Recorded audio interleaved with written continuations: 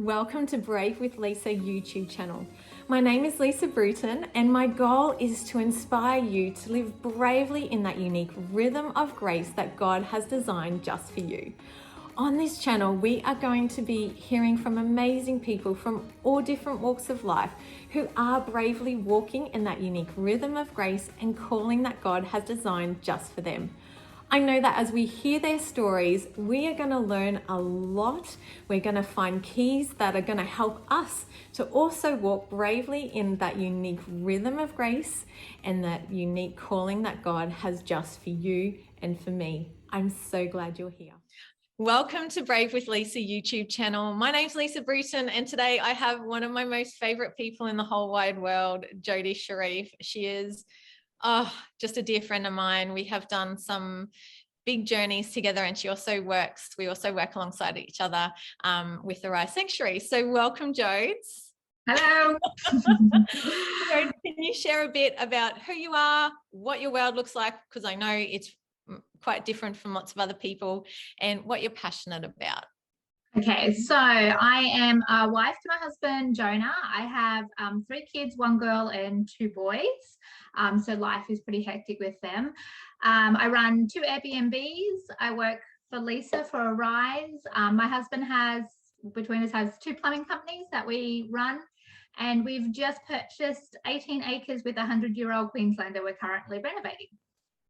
So basically what you're saying, Jodes, is that you relax by the pool with a cocktail every day. Yeah, I do not much. Each day is pretty cash.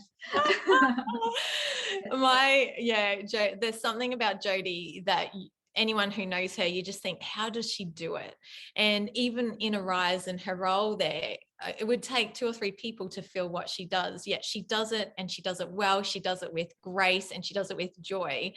And I know part of that has to do with your incredible organization skills, Jodes, and just the way you're able to systemize and plan things out. I know though that you came to a point, and I know this because I've walked alongside you, but you came to a point where there's such strength in this gifting that you have, but you were also struggling with some other effects of having this amazing strength. Can you share a bit about that? Yeah, so I do have a huge capacity. I don't know why. My mum probably, she always had a huge capacity. But it got to a stage that I would run the race, do as much as I can, load in my plate until a point where I literally lost my voice. And then I'd be like, oh, that's the key to say, oh, slow down, Jodi. But I'd get myself to that point where I'm like lethargic and sort of bedridden, that I'm like, oh, well, I've overexerted myself, sort of thing. And then there was a situation in our life about 4 years ago that my husband and I decided to buy a caravan and travel around Australia. We did it for 7 months with our 3 kids. And it was a real lesson for me. One, I'm a bit OCD, and so I like everything really clean. And so whenever anyone entered the home, it was like, quick clean of the house sort of thing. I was very addicted to cleaning. My husband said I'd enjoy cleaning more than anything else. So then you're taken out of that situation and into a caravan when really there's not much to clean. It was really a lesson that God was like, here you go, you really actually don't have much to clean. So what are you going to do with the time left over now? So yeah, that 7 months definitely taught me how to calm myself down before I run myself down. It taught me that, yes, I have a large capacity. Yes, I can get a lot of stuff done, but do I need to actually do that? And what am I risking, or what am I giving up to do that? So yeah, it was 7 months of huge life lessons, but I'm so glad for it. Yeah. That's and I love how in everything you do, like, you're so teachable and you're really hungry and humble. And I love that rather than kind of rebelling against what I was wanting to teach you, you really embraced it. And I noticed such like a really gentle but beautiful change in the way you did things, and you don't run yourself to the ground as often. And No. but you do still have a huge capacity. Have you found that a part of looking after yourself is knowing when to say no? Yeah, and that's one thing God's really been teaching me. I think I always came from the thing that God's given me a gift. He's given me a gift of creativity. He's given me these gifts, and I should use these gifts. they're given to me for a reason. But I think I took it over the top, and it was like I've used it for anything, for anyone that said something, oh sure, I can do that, not a problem, I definitely can do that. And I've learned, and he's really taught me that, yeah, I've given you these gifts, but you also got to come to me each time before you use this gift and ask, should I be using my gift for this person or for this situation? Is this what you want me to do, God? Rather than just going, sure, I've got the ability to do that, I'll do it. Yeah, and so that's a huge thing he's been teaching me over the last few years, is just to come to him with that gift and say, God, someone's asked this of me. I know I've got the ability to do it because you blessed me with that ability, but is it actually something that you want me to do? And then wait for his answer about that. And I'm finding that then takes away the craziness, but it also takes away any bitterness that you may have. Like, I'm totally guilty of saying yes to something and then getting really bitter because I've overloaded myself. And so then I get angry at the situation of, oh, that person's just speaking so much of me. And so it takes that away, because it's like, no, you do it in joy, you do it in grace, because God is behind you with it. And I think anyone listening can relate to what you just said then, like saying yes because we think it's the right thing to do, rather than going to God and going, actually, is this what you want me to do with my time? Because when I say yes to that, I am saying no to other things that you may want for me. And it's a constant juggle too, isn't it? It definitely is. And for me, I was more guilty of saying no to my family. And that was a huge lesson when we were traveling around Australia, because you're 5 people in a caravan. And so this family that I had put aside so much because I was putting everything else before, they were there, and I had to restore those relationships and restore that trust back in with them. And yeah, I think you are sacrificing something. For me, it was family. And then that 7 months really taught me that my family are everything. And I've got to learn to make sure that they are loved and they are cared for, as well as caring for others. Yeah, that's beautiful, Jodes. And I know you've actually got some very intentional ways that you connect with each one of your children as well. Do you mind sharing with that? Because I know that we can all learn from those things that you do. Yeah, so I learned through my oldest daughter. So I've only got one girl. So she tends to like to make sure that the boys don't have information that she wants to share with me, and the boys don't know anything, sort of thing. And so it gets really hard when you're juggling 3 kids, as people who have multiple children would know, that you want that one-on-one time, but then, you know, the boys would barge into her bedroom or interrupt the conversation, and then she'd be like, shh, don't say anything. And it just got a bit intense, that you weren't really enjoying that conversation. You couldn't fully engage in that moment with her. And so we came up with an idea of doing a journal. And so I said to her, okay, well, here's your journal. You write what you want to talk to me about, and then pop it on my bed, and then Mummy will write back to you. And so we had this system of writing in this journal backwards and forwards.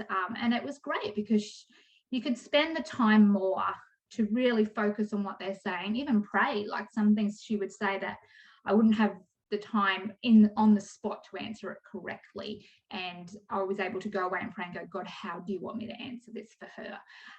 So yeah, that's so. And then since then, my middle son, he's really creative, so we started with him actually just drawing drawings, and then I would draw drawings back to him, and write little poems of encouragement to him. Yeah, so we have journal, each of them have a journal, and yeah, that's how we sort of communicate in the craziness of life, as well as, you know, at nighttime chatting away. But we definitely found the Mummy and Me journals a huge blessing. I love that idea so much, and we've implemented it because of what you do with your children, and it's been amazing. And yeah, definitely those conversations that require a bit more thought are just so good through the journal. And you know, Coco, she does mostly drawings for me, and then she'll give it to me, and then she'll stand and wait for me to draw one back. Right there and then. So she likes it straight away. All the time. You've been here 2 hours, Mum. Yeah, no, it's true. But it does give you that moment to pause and to stop. Like, you know, I can answer my kids on the spot a lot of the time. And then sometimes, like, especially my daughter and my middle son, he's the deepest thinker. I'm just like, wow, you got to give mummy 24 hours on that one. Because you don't want to just blurt something out and then go, wait a minute, like that was probably the wrong advice. Like, yeah. So it's important sometimes to just stop and really think about what they've said. Yeah. I love your creative, intentional ways that you connect with your family. It's just beautiful. And I know you are really intentional with Jonah too. Yeah, I am. I tried, like we do date nights. So we've only just started that. Our friends who we do it with, they've just been away for 12 months. So we got our first one back on Tuesday night, which was so cool, after a year of not having date nights. But yeah, I think it's great to be intentional. We do, even the weeks that we don't have a date night, we have to babysit for our other friends. We intentionally do an at-home date night that week as well, because life gets crazy, and we do very intentionally make sure that we don't talk about certain subjects on those date nights. We take away, because we run a business together, so a lot of our conversations are business. Now we're renovating, so a lot of conversations are like, when's the election coming, when's the builder coming, what's going on, and then you've got the kids on top. So we try to make it quite intentional to talk about that type of thing, and just try and go back to those dating times and just have fun with each other. Yeah. So beautiful. And I know that you're actually really passionate about marriages, aren't you? That's something that burns in your heart. Yeah, I definitely am. And, I've married a man that I truly love, but he is my total opposite. So, life hasn't been without challenges, but we fight for each other, and it's really important. Marriage is hugely important to me, definitely. Yeah. Yeah. I love that about you and Jonah. And yeah, it is inspiring to watch how you guys put each other first. And it's just beautiful. Yeah. Jodes, I know that you've got this really, God kind of downloaded and showed you something beautiful called the vessel. Do you want to share a little bit about that, how it came about? And yeah, because I think all of us can learn from that as well. Yeah. So I went shopping, this would have been about a year ago or so. And I'm one of those shoppers. I'm not a window shopper. I'd love to be a window shopper. I truly admire people who are window shoppers, but I am not one. I am one that goes in with a massive list, and it's bang, bang, bang. We're done, we're out, sort of thing. So this particular day, I was getting a couple of like sleeping bags and undies for the husband, just like all your general things. And I was driving home, and I just was like feeling overwhelmed. And I said to God, I feel full, yet I feel just so entirely empty. And I don't understand why. And he sort of just said to me, look, you've filled your vessel full of things that probably don't need to be in there, or you've wrapped certain things in expectations that don't need to be in there. And so he took me home, and I said, I have a war room. I'm addicted to the War Room movie. It's the best movie. And so I created a war room myself, which at the moment I'm living in a 1-bedroom cabin with 5 people. So I don't have much of a war room.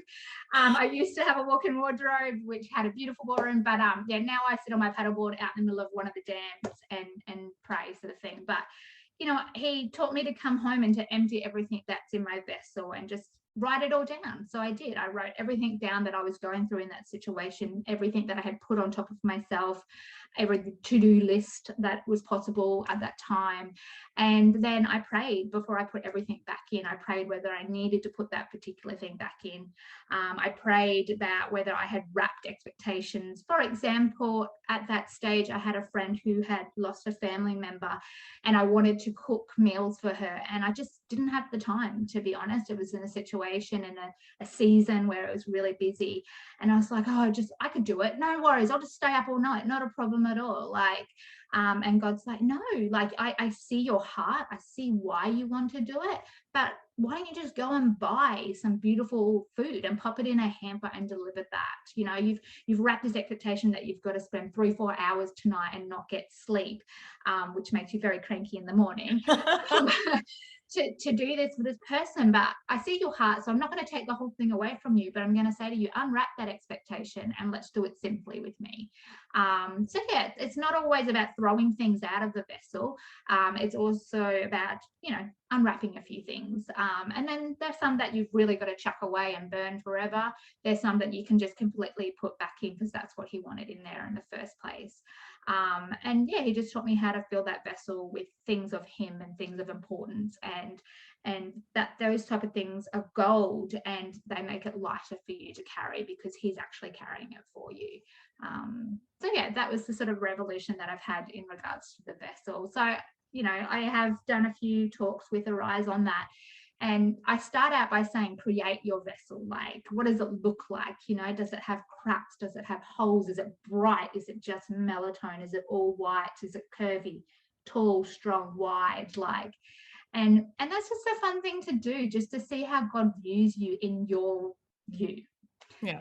And it's really cool to see what some of the women come out with. Yeah. And it really is true to their personality, what they draw. Yeah. Yeah, it's been amazing to watch, and I've loved doing it too. I've done it, you know, I've sat there and done it as you've spoken, and it's brought a lot of clarity to me each time I've done it. I've loved it.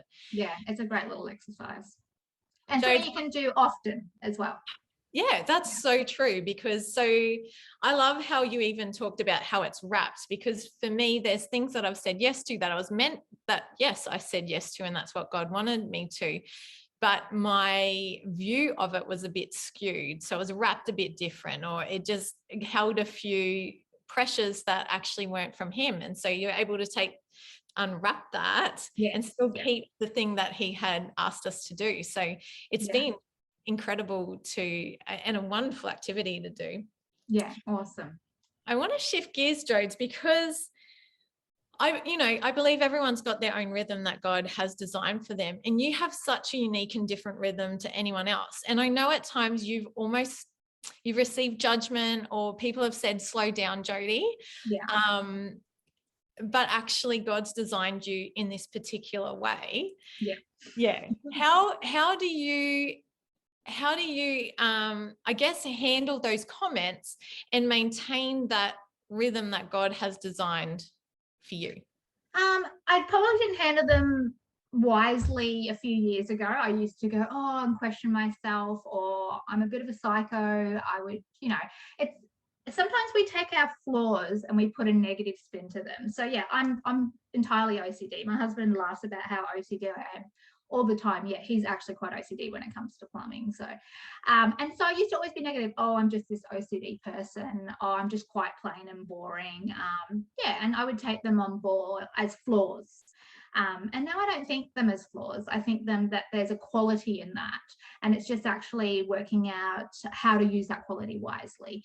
So, like someone like me, yeah, I am OCD and things like that, but someone like my husband, he needs someone like me in his life because he is incredibly unorganized.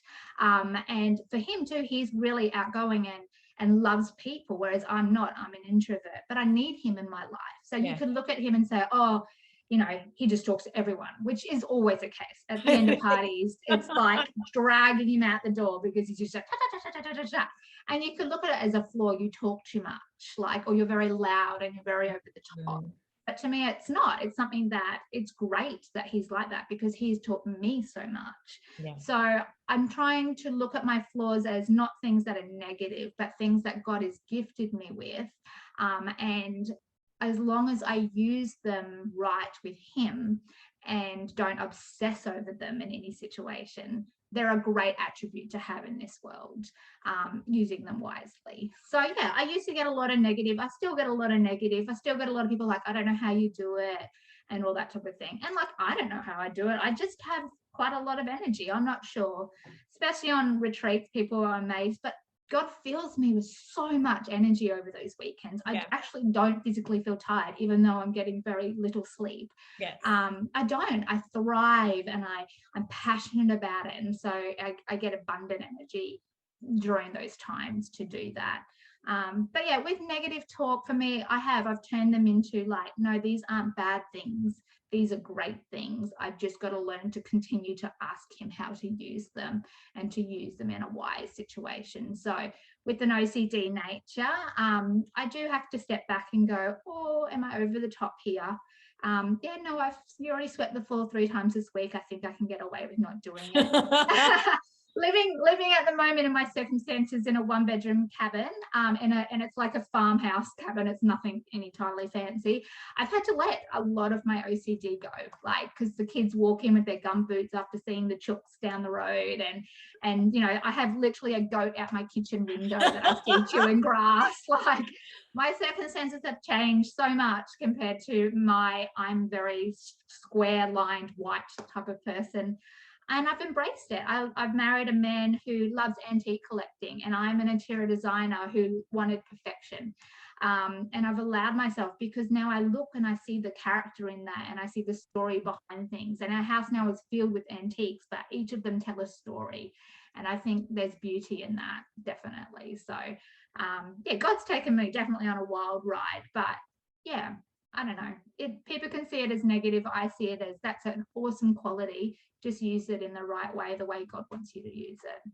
Yes, absolutely, Jode. Only see your strengths. So yeah. And I think we've got to do that in each other too. Like, sometimes I think this world, we're so easy to straight up judge and go, oh, that person's different. Oh, they're not doing this way. Instead of going, that person's wild. Good on them for stepping out of faith. I'd never do it, but good on them. Like, yeah. And I think if we celebrated all those amazing things about that person, like, we would enjoy life a lot more and enjoy each other a lot more.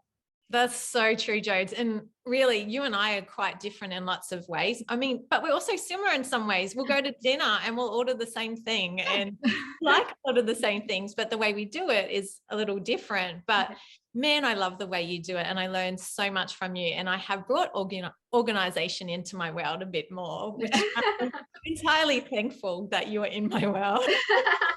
As I am. Jodes, something that I know that as women, we all face different lies that we believe about ourselves. And I know that you're really quite onto any lies that come up, and you will like face it and go, okay, God, what's the truth?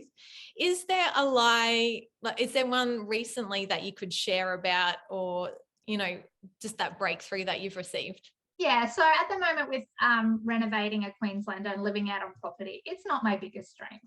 Like, I've never done anything like this before. My husband, he's lived on a farm in New Zealand when he was quite young. So for him, dead animals is not a situation. For me, I'm not very good with it at all.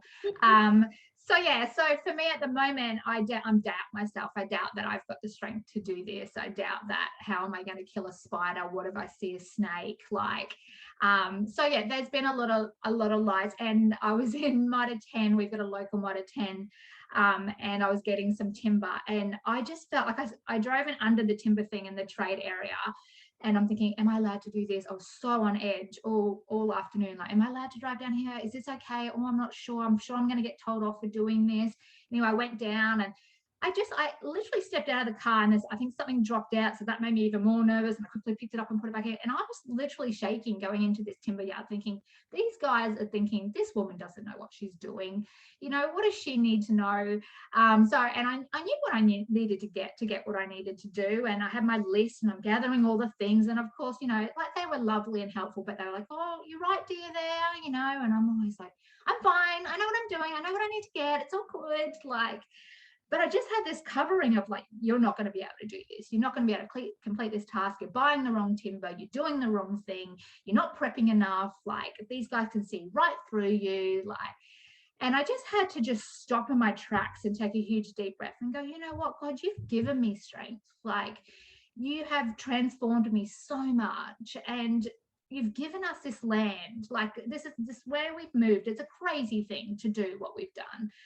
But God gave us this land, and it was very clear that he gave us this land. It's his land. And I was just like, you gave us this land. You want us to pour into it. So I know you're going to give me the strength and courage to do this. And I just had to fight across that lie to just realize, wait a minute, he is higher and he is above. He's even above all the guys and their opinions in this place. And I can do this task. I'm equipped to do this task. And even if there's some things that I can't do, there's no problem in asking. I should not doubt myself or my ability because I have to ask for help. That doesn't make me weak in any way. So yeah, that probably was my last moment of doubting myself, doubting my ability. And yeah, I went home. Okay, I bought one thing that was wrong, which my husband said, look, that won't work. And I was like, oh, okay, no worries. I'll just take it back and get the other one then. But I felt proud of myself that I was able to get in and do it. And yeah. Same the other day, we had to do a cactus garden, and my husband said to me, I said, I'm doing a cactus garden today. It's sort of at the entrance as you come into the property. And he was like, oh, I'd be careful of like snakes and spiders in that garden under those rocks. And so I was like, oh, okay, no worries. And I've got these gum boots, beautiful Titan gum boots, have to be stylish while I work. And I marched down, and as I was doing it, I'm like, oh, I'm freaking out. I can't do this. What am I thinking? Like, and I'm trying my hardest. I'm getting spikes all over me. And I'm thinking, oh my gosh, what am I thinking? God, you need to help me. I'm just like a bit of a mess. And then I looked down, and here's this instrument that was buried in the ground of the cactus garden. And it's a cactus leaf grabber that the other people obviously just left there. And I was like, oh my gosh. And I just grabbed it. And then I was onto it. And I'm like just going through, like, I bet you were. Like, thank you, God, for the instrument. Now I feel confident in myself. And then I just lost all fear of snakes and spiders and everything. And I was able to accomplish what I wanted to do. So yeah, we do get that. We do get those thoughts in our heads that doubt us. And I think we've just got to stop and take a breath and just think, no, those thoughts aren't of me. Those thoughts aren't of God. I'm stronger because he is bigger. And yeah, I've got to get through them. And he leaves little gifts like a cactus tool. That's amazing. That is so cool. It's just it's so beautiful of him to go, hey, sweetheart, you can do this and I'm going to help you, and just being right there with you. And I think we can all relate to that intimidating feeling of like, oh, I don't know if I belong here and I'm going to get it wrong, and just going, so what if I get it wrong? I'm giving it a red hot go, and rather than feeling that pressure of being overwhelmed. And I just love, you are definitely a woman who always surprises me with what you can do. And the fact that you got in and started creating a cactus garden has not surprised me at all. I surprise myself every day. But you find joy when you surprise yourself, because you look back and you go, oh my gosh, how did I do that? Like, awesome. And it gives you that little bit of balance each day. Absolutely. Oh, Jodi, there's so much to learn from you. I know that you've got a great Instagram that you started for this home, in particular, this farm. How can people follow along? But also, how can people connect with you? Because I have no doubt that there's going to be things that that those who are listening in really relate to and might want to reach out to you. So can you share your Instagram account with your farm, and even how people can contact you? Yeah, so the Instagram account is olivehouse_parklands. And I'm not a huge social media person, so I do post when I remember. But if you want to email me, because I always love a chat and love to help out anyway, and to serve women is my ultimate goal, is Jodi designs@hotmail.com. So you can drop me an email and I will answer you, and I'm happy to meet up, and whatever advice I can give, I will give. Thank you, Jodi. And I'll put all that information in the notes as well, so that Jodi is easy to find. But my sweet friend, I thank you for all the wisdom and the gold that you've shared with us, and that you always share from your heart and with such honesty. And I just adore you, and thank you. Thank you so much for having me. It was really cool to come along, and it's weird to talk to you randomly like this, but I know. I have no doubt we'll have you on again, and maybe you can like host these too, which would be fun. Good. I'm up for anything. Thank you, my friend. You're welcome. Bye. Thanks for joining me on Brave with Lisa. I hope that it has inspired or impacted you in a small or large way. Feel free to comment, to subscribe, and share with some friends. And please join us next week on another conversation we will have here on this channel on Brave with Lisa.